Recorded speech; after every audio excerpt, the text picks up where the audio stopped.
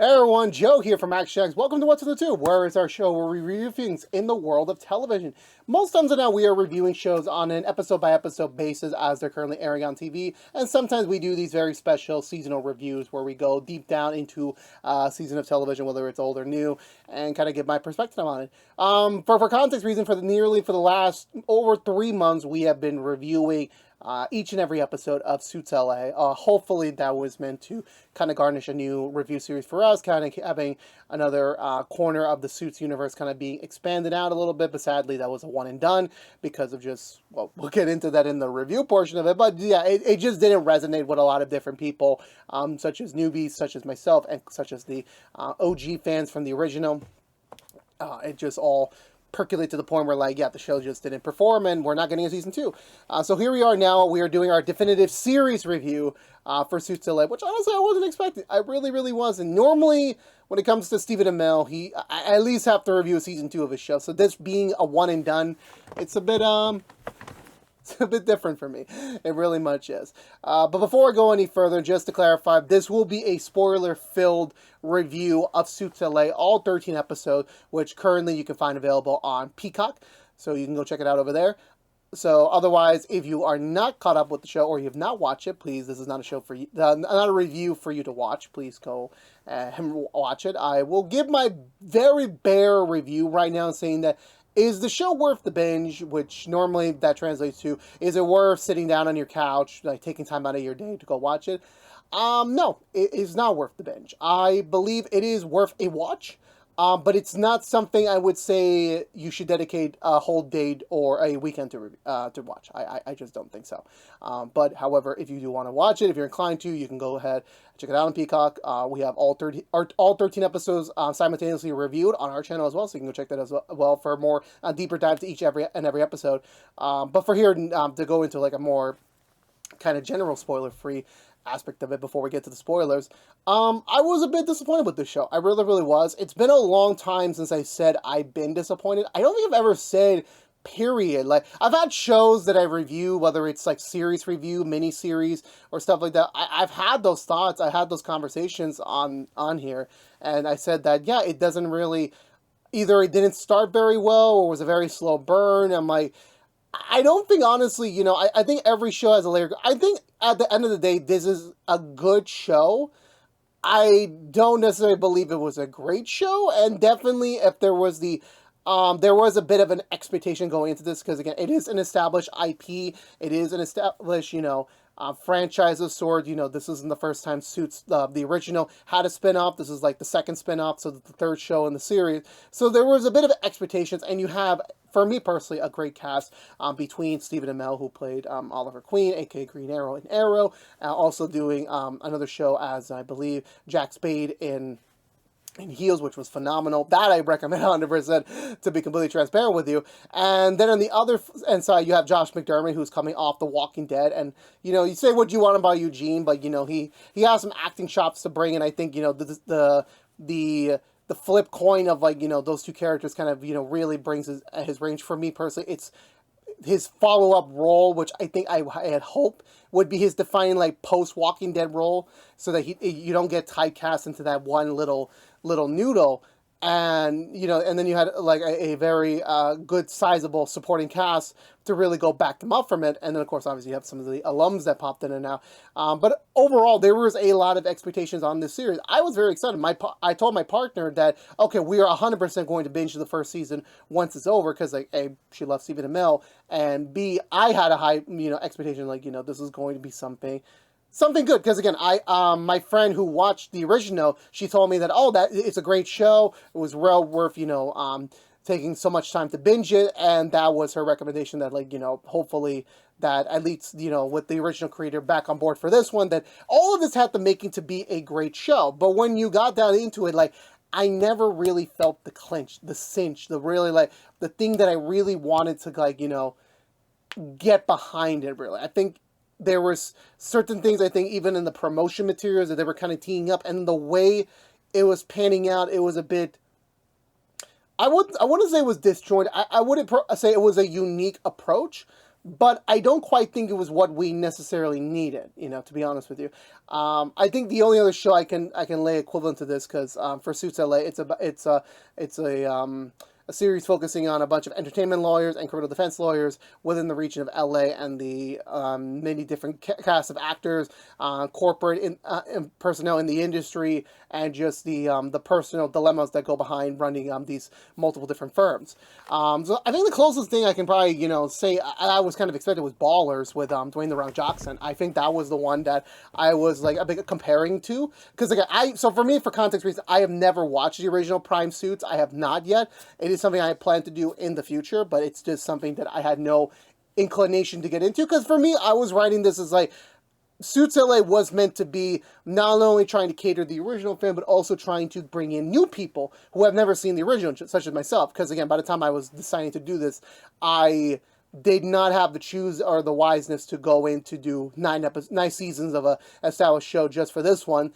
So I was mainly going to review this from the perspective of a new fan who has never watched the original, only having the very base context with clips available on TikTok of all places. But so that was kind of my angle to it, and so me reviewing this as just a general show, the characters like really never got into me until like later on. I think maybe by the time we reached that first half slump, that's when we kind of like were really kind of like getting into things, and then obviously they got cut short of really exploring what could that be. And there were even episodes in the second half I'm like, okay, we're turning the ship, we're kind of really figuring this out, like we're actually developing a cast of characters that I want to see grow and develop each and every week. I was finally getting behind it, and then sadly by the time they really I feel like this was all a massive season 0 to a potential season 1, or this was a very long pilot and we just never got to the whole show. That's kind of how I would pitch it, to be honest with you.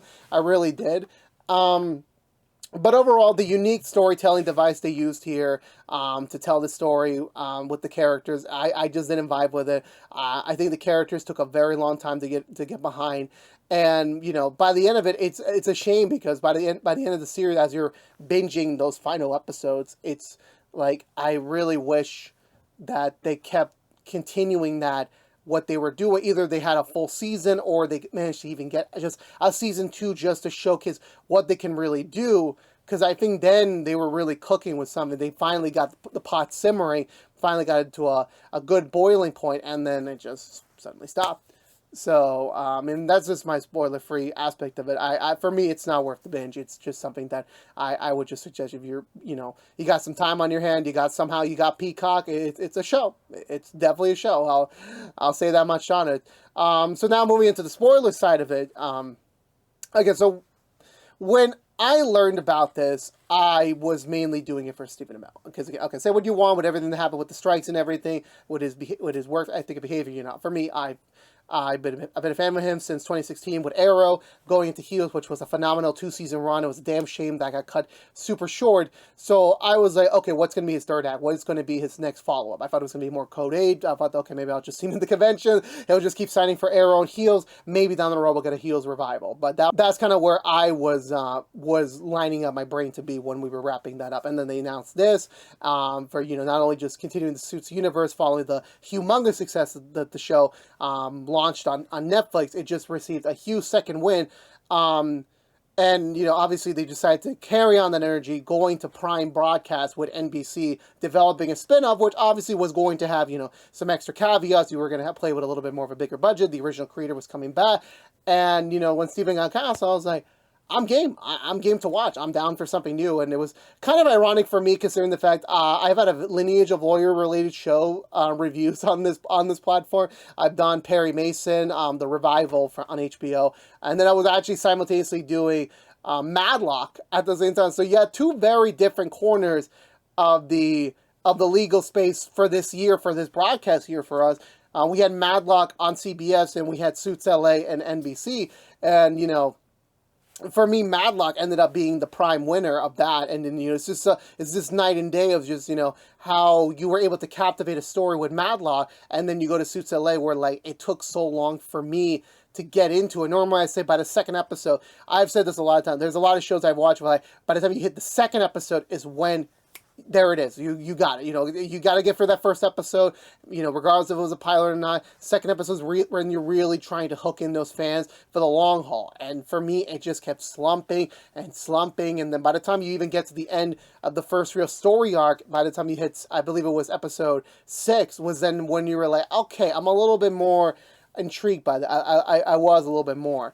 And again, like when it comes to these shows, modern day speaking, I try not to get too much into the behind the scenes stuff. I try not to get too much into promotional material. If I want to review a show, if I'm interested enough to it, I'm going to stay totally blank on it so I can focus on the prime content and see. So for me, my personally, I was mainly looking for this as like, you know, similar to how I believe if I'm saying the names right in the original Suits, it was about Harvey and Mike. Those were the original, like the two core relations. So like for me, I thought it was going to be Stephen Amell's Ted Black, and then Josh McDermott's Stewart. I thought that was going to be on Stewart Lane, and I thought that was going to be the new cycle. I honestly thought that was, and I feel like there was a little bit of energy going into that first episode, and then all of a sudden, like, you know, last minute changes, and I'm like, okay, well, I'm like, did I forget something? Did I miss anything? And I'm like, no, we're just kind of thrown into like the middle of a season of established history, and I'm just like, okay, like,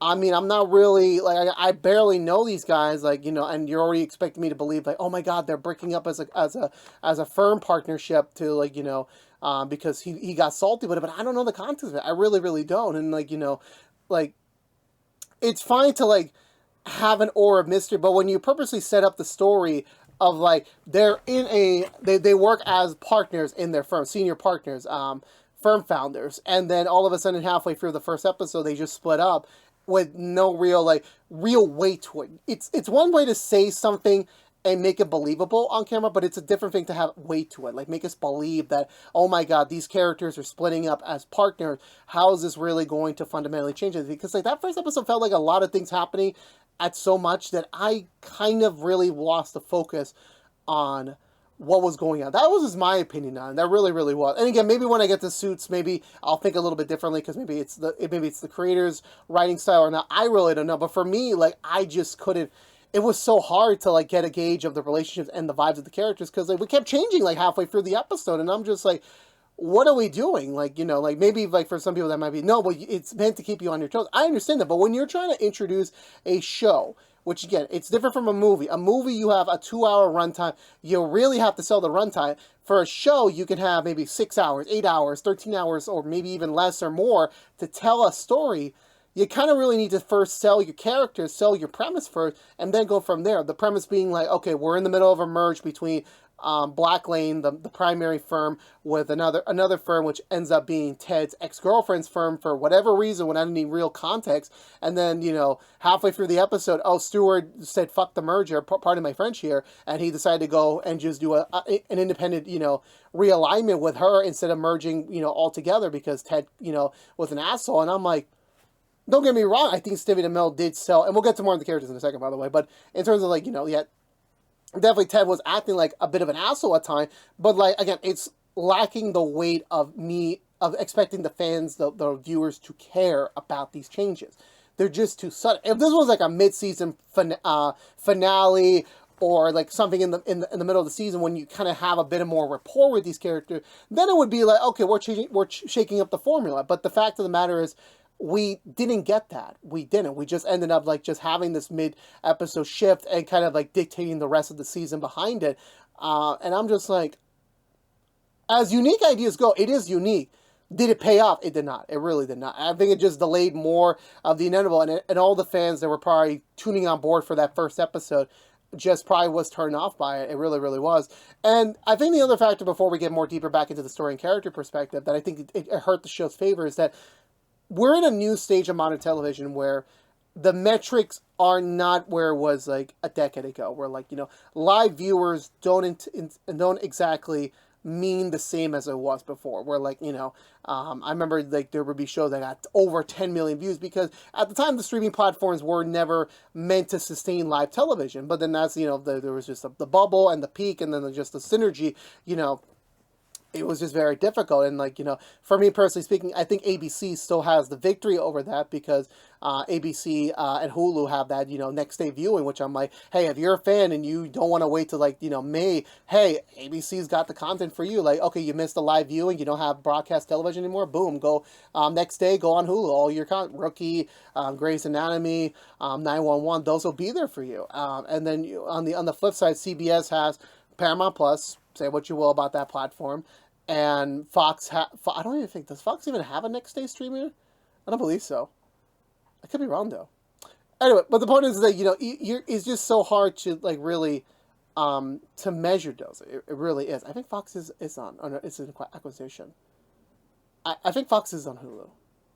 I could be wrong there. I'm losing the train of thought. But the point of the matter is that you have all these streaming, hierarchy. You have the Netflix, then you have Disney Plus, then you have Hulu. So then going all the way down to Peacock, which again, I have never ever heard anything about Peacock. I never really have. I think there's a couple shows I still have to watch on there, but in reality, it's not like that. It's like, it's not the big boom, like, thing I really, really want. It's not. It's just like, it's there. So I'm like, to convince someone to like, purchase it, it's like, it's already a high bar to reach, even if it's like, I think I always paid like, $8 per month for it, but I'm just like, is it worth it, for a Suits LA? It wasn't, it really wasn't. So imagine convincing other people, like, it's just not. And the fact is that it doesn't have a follow-up, at least at this time it's going to be on Peacock, and I would not be surprised if maybe it gets a second one on Netflix, but I'm just like, it was like poor, it was like, NBC was just not the platform for that. It was originally USA.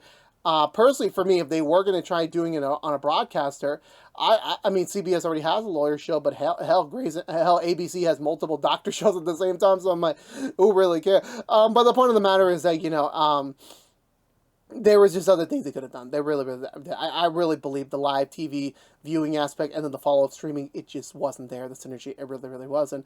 Because if you don't have a great story and, your characters are kind of like, they at least have personality, but it's not enough to like really guard your interest of like, I really want to see what happened next to these guys. It just wasn't there. It really, really was. At least if it was on a Hulu or a Netflix or something more, more sustainable, even if it Suits LA just skip to like, a traditional, all-in-one drop binge, even if they want to do that, like the good old-fashioned Netflix days, I think that would have been a little bit more better as a result, because you have the bigger platform, but it didn't really work out to be.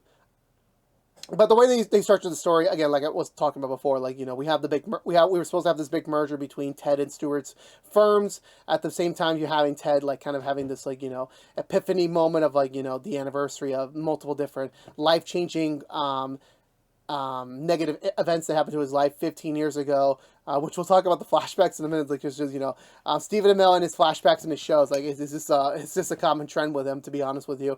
But then, just the mid-shift change, and then, Ted having to, like, redeem his, firm's reputation, by making sure that, they have the two core pillars of their firm, which is in entertainment, which again, you're living in LA, in Hollywood, you gotta have that entertainment side of it, and then you have to have your traditional criminal defense law to keep your business going and keeping, like, the yin and yang, and you take away the yang, which is in Stewart. Ted has to kind of, figure that out, and it stretched out a little bit more longer than needed. I really, to be honest, this could have been more of like a 3-parter than like a 6-parter. That's just my 2 cents on the matter. Just kept thinking like we were really stretching that out. And then the second half we have like, just where the show should have been from the beginning in a way, while recovering certain things as a result. But then going into like, the characters, because we have like the core 4, but it's a much more bigger cast. They consider them recurring, whether when that was a budgetary thing or not. Again, I can't really say, to be honest with you, on the specific metrics of how that was running up to be. But no, in our core forecast, we have like I said, we talk mostly about Ted and Stewart, and then we have the other two younger partners, the more up and comers of the firm, and the rising stars. You have Rick and you have Erica, which vibe wise, even from the beginning, you knew like, yeah, they had sex at some point. They still got like lingering feelings, and it's just a question mark. Why did they separate? When they clearly still got the hots for each other, which I will say, to be honest, the actors were able to like really kind of give that, like, from the first go around. Yeah, they have obvious intense chemistry. There is something there. They got history, but they still work with each other. And, it's kind of like the give or take question mark of like, where things might go here. For me personally, I think Rick was going to follow in Ted's footsteps, and Erica was going to be in Stewart's to an extent. But then just things having to, kind of cross the T's a little bit, where like, there was like the kind of like the triple twist, I guess, in the first episode, where like it was expected to be Erica to be the mole, and I'm like, were they going to kind of establish that for the entire season? And then you have Rick at the same time, trying to be the next Ted, and then all of a sudden, oh no, it was Rick that got offered, but it was the last minute offer shit because Erica said no. And I'm like, there's just so many things, like you couldn't really sustain an idea for so long, and then eventually we just had Rick wanting to be the better Ted, like be better than Ted from a morality standpoint, and Erica just trying to prove her worth, as the head of entertainment, just making sure she is like making everyone know she belongs here, that she has to be here, and to kind of begin picking them off a little bit. I think Rick is the more straight cut of them all. He doesn't really get too much into like extracurriculars when it comes to like his legal prospect. He usually just teams up with another one of them, whether it's Ted, Erica, or Stewart. Whether it is his complex I guess former mentorship with Ted, his very tricky love cycle with Erica, or his new developing relationship with Stewart. He always tried to keep things either helping them out and just kind of being a traditional entertainment lawyer, where like, hey, I'm going to represent you, I'm going to do my best to take care of you, and that's the promise I can take. I will say he does have his own personality at sorts, what I believe him groaning over Dungeons and Dragons, him dancing to Footloose. So he does have flares of his personality, but I think really he shines more in his scenes with Erica, which we'll cut to her in a second, as their, dynamics of like making each other the better lawyer, where, yeah, sadly, the reason why they did break up is because Erica never really looked at Rick as true competition for herself. She just assumed he was just there, and he's like, okay, well, I'm just gonna keep doing me, and and then it will be easy for her to get all these promotions and such. And Rick was just always gonna be lacking behind, so that kind of really hurt Rick as a result. That the person he supposedly had genuine feelings for never really viewed him as like proper competition material, which can really hurt at the same time. You were never meant to be in competition. Like, just not being regarded as like a threat is something that sucks. It really does suck as a result of it. Then you go to Erica, where, again, on the same point, like, she's more emotionally closed out. I think between the banter between her and Rick, she definitely is the one leaning more to the left. She doesn't really want to explore that, to be honest. Like, she does have moments of it, but she definitely doesn't make it a priority to, like, really seek it out, consciously. If anything, she gets forced at times to, like, really go up against that. And you get to see that, in her very different shades of her work ethic, wanting to prove herself to Ted, making sure, like, hey, I am your senior partner, I am going to be the one that's going to help you out in all these things, so you need to trust me. And then you have on the flip side with her own, I guess, protege and Leia, who, she's just a regular associate, using the whole, everything going on in, like, the restructuring of the firms, like, to, like, take advantage, like, really rise up the ranks by using Erica to, like, really gain a mentorship for herself. And, as much as Erica, I don't think was really at a stage in her development to really warrant taking on someone, it does definitely bring out a little bit more, experience with her, because, again, Erica, only did this for the money and really for the title, for the nobility, but she didn't really have much of a real spiel in the entertainment side of things. It just, you live in Hollywood, you're in the law field, you're going to have to, like, do something in that regard. So she definitely made the smart moves behind it. And, that's kind of where, like, really, like, where shine, where, like, Erica had Ted for most of the series, same with Rick and Stewart. And, both of them, I don't think they really, I think Erica and Ted had the most, considering the fact, just based on, like, where Ted was at in his life. He didn't really have, like, a stable support system, to be honest with you. He had so many different aspects with different things with different people, that I think Erica was like the one stable thing of, like, okay, she's at least trying to assist me, at least trying to, like, really make sure that the firm keeps on going, and that's really, all that matters. Where I think for Rick and Stewart, I think they never really got too much solidified, because, again, like, Stewart never meant to pick Rick, it was always meant to be Erica, but, things didn't turn out the way they be, so Rick having to prove himself throughout the season, and then only towards the end, I kind of could get the vibe that they were, like, finally getting more along with each other in a way, but, like, it still took a while for them to, like, really get to those moments, to be honest with you on that. But then flipping over to Ted and Stewart, where, again, my entire believement in the show was that this was going to be Ted and Stewart's dynamic throughout. And even when we got that in the first episode, it was still a little rough. I didn't really like, again, it was kind of like, I think we need like a few episodes to really get their dynamics. Maybe even throw in that flashback episode to like really help them out. But it took a while, like, like for my expectation to believe that. And then all of a sudden, midway through, like I said this before a couple times already, but like Stewart just calling out, Ted for his unprofessionalism and his lack of respect for him, despite their many, many years of working together, of knowing each other, that it still very much kind of, caused this rift and separation.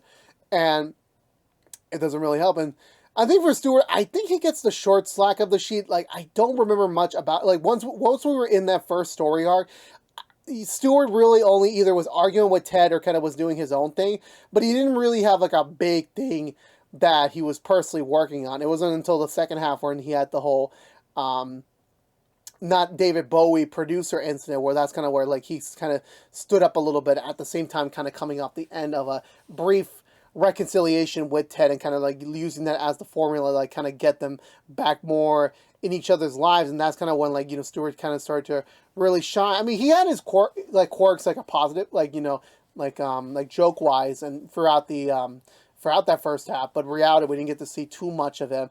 To be honest with you, like that second half was really when you start to get to see more of his character, more of his personality shine through, and then him having, like, I think arguably one of the first only times where a character legitimately had warranted development, where, like, after that producer case ended and he discovered the truth and he did an awful thing, and then him trying to redeem it, and then having to need Ted to kind of help him out, having that fear of failure and, like, the worriness of, like, your family's always going to be in danger, like, it kind of really caused him to, like, really naturally have those moments of, like, what do I do? I'm the patriarch of my family. I need to protect them. I need to defend them. And he wasn't able to. And as a result, when he did come back, he was able to come back and it's much more clean-headed, a little bit more, like, with more perspective, and it allowed him to kind of, work through his crap, and it allowed him to, like, really kind of get the where he was warranting to, like, get Ted back into his life properly, give it another go, their relationship. And then speaking to Ted, where again he's the main protagonist, where the way he was structured, I think, it was a bit, all over the place a little bit, not for bad or tit for tat, where, like, the primary the other storytelling device is flashbacks for Ted's earlier life in New York in 2010, 15 years ago, where he was in part of the New York's DA office. He was gunning for, like, this really big, like, victory against the mob, and then his dad turning out to be a corrupt lawyer himself. It just kind of really played all to the notions against him, as, like, Ted's faults then and now was starting to really affect them. But at least at the point, like, we had his anchor being his deceased brother Eddie, who, again, I think he's like one of the most charming people, and I'm like, I've ever seen on television. I'm like, damn, I would love to, if Eddie was ever a real person, like, like the character, I would 100% invite him to join my family. I would 100%. That would be no ifs, ands, or buts about it. But like, when we were getting those flashbacks, trying to compare it to, like, understanding more of Ted, it was a bit jarring because, again, like, this isn't the first time we had a Stephen Amell show kind of backing it up with flashbacks. We obviously, any Arrow heads will know, like, yeah, that was the first 5 seasons of Arrow, actually. So doing this, but especially, like, 15 years ago, it was a much more different time. Like, they were, like, really kind of trying to stretch it out a little bit, the whole thing. And, there were moments where, like, it made sense to do that, and then there were some moments where, like, okay, we're kind of reaching for the hills here, especially when you were bringing back in Harvey from the original show, and how that worked. And I'm like, oh, it was all convenient, like this. All these events happened just before the main events of Suits, so, like, why didn't Harvey ever mention a Ted Black before? Oh, because he moved out to LA, so he wasn't even in town or even was practicing law back then, so it really was serendipitous because of it. But I think it was just a little difficult to really gauge him as a character at times, especially during that first half, where he had his problems, he had his, tendencies to be, all over the place, especially with him trying to maintain a partnership with Erica, him having growing feelings for another associate in Amanda, him having to deal with his quarrels with his ex Samantha, and for Stewart and even Rick.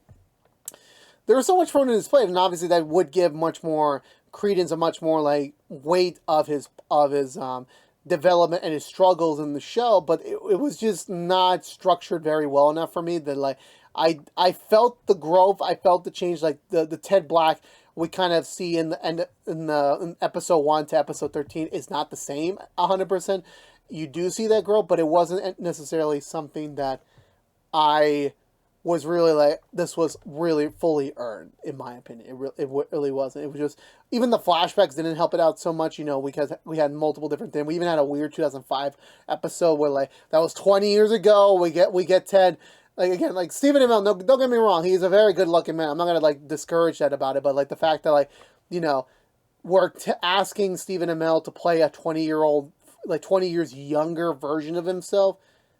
I mean, look, I like, probably, like, I'm looking forward to when I'm in my 40s and looking back on myself and like, how does that look, to be honest with you? And that's kind of where I'm curious for like the ball to line up to be. But in all honesty, you know, no, that would have been a hot, and even, oh my God, that horrible wake up Stewart. I'm like, damn, I'm like, that's just 100% cause for case recast.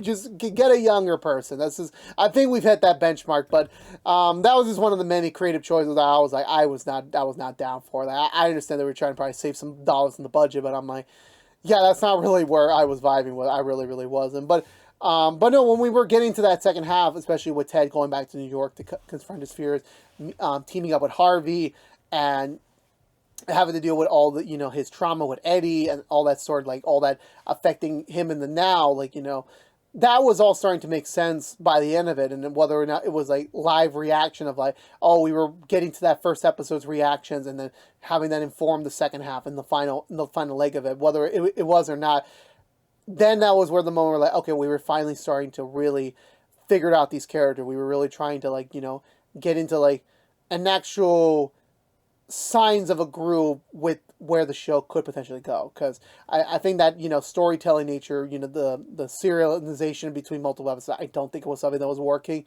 to be honest with you. There were episodes where we got you know, people from like actual actors and actresses just like popping in. You had Victoria Justice playing a character, you had Yvette Nicole Brown playing herself, but, you know, getting still that, you know, sassy charm from Ellen from Drake and Josh. You have Brian Bachman, so you have the wonderful Patton Oswalt, like, you know, even the I forgot the actor's name. I do apologize. He was from Good Times.